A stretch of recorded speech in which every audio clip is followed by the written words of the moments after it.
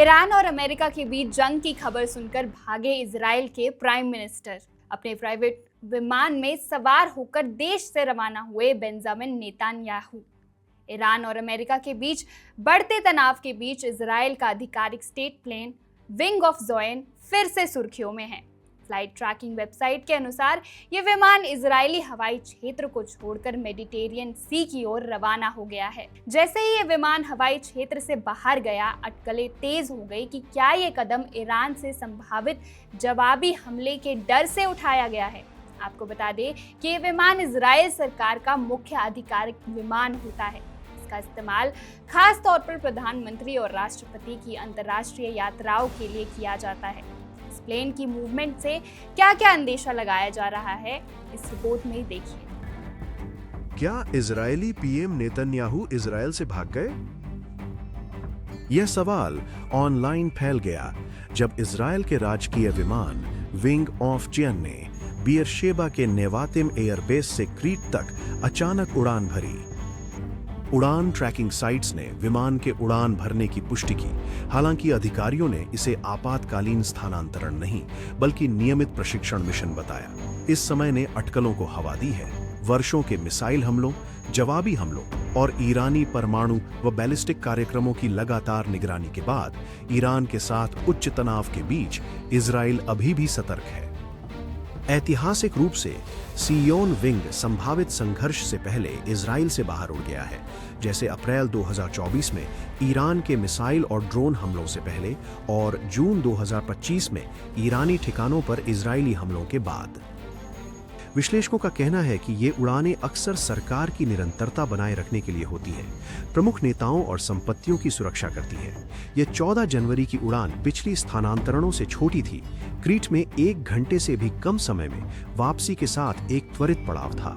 अधिकारी इसे नियमित अभ्यास बताते हैं, पर पर्यवेक्षक मानते हैं कि विंग ऑफ ज़ोयन की हर हलचल अब सावधानी का स्पष्ट संकेत है, खासकर ईरान में जारी अशांति के कारण।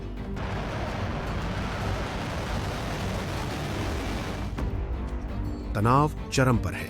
ईरान के रिवॉल्यूशनरी गार्ड ने अपनी पूरी तैयारी और मिसाइल भंडार बढ़ाने का दावा किया है, जबकि अमेरिका और इजराइल स्थिति पर करीब से नजर रख रहे हैं।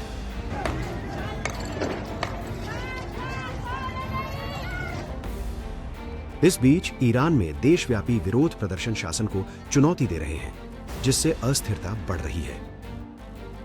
मैं अमेरिका के भ्रमित अहंकारी राष्ट्रपति से कहता हूं कि हम महान ईरान आपको वही संदेश देंगे जो हमारे प्रिय कासिम सुलेमानी ने कभी कहा था।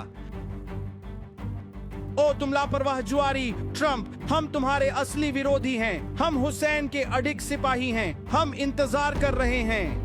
हम मैदान में आपके लोग हैं, आपके लिए तैयार। आओ और अपनी आंखों से देखो कि कैसे पूरे क्षेत्र में आपकी सभी सुविधाएं और क्षमताएं पूरी तरह से नष्ट हो जाएंगी। आओ और खुद देखो वह भयानक अंजाम जो अमेरिकी ठिकानों, अमेरिकी जहाजों और अमेरिकी सेनाओं का होगा।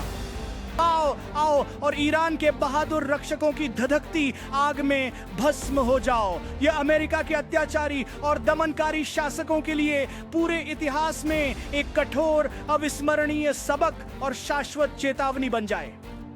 हम इन अत्याचारी शासकों को सबक सिखाएंगे। आओ और जान लो तुम्हें कितने भयंकर परिणाम भुगतने होंगे जब यह इलाका जल उठेगा। भ्रमित ट्रंप, तुम भ्रमित हो। उनके लगातार झूठ और मनगढ़ंत बातों पर विश्वास मत करो। उन्होंने झूठा दावा किया था कि मशाहद गिर गया है, लेकिन इमाम रजा के समर्पित अनुयायी उन पर शांति हो दृढ़ता से खड़े हैं और इन निराधार भ्रमों का करारा जवाब देने को तैयार हैं।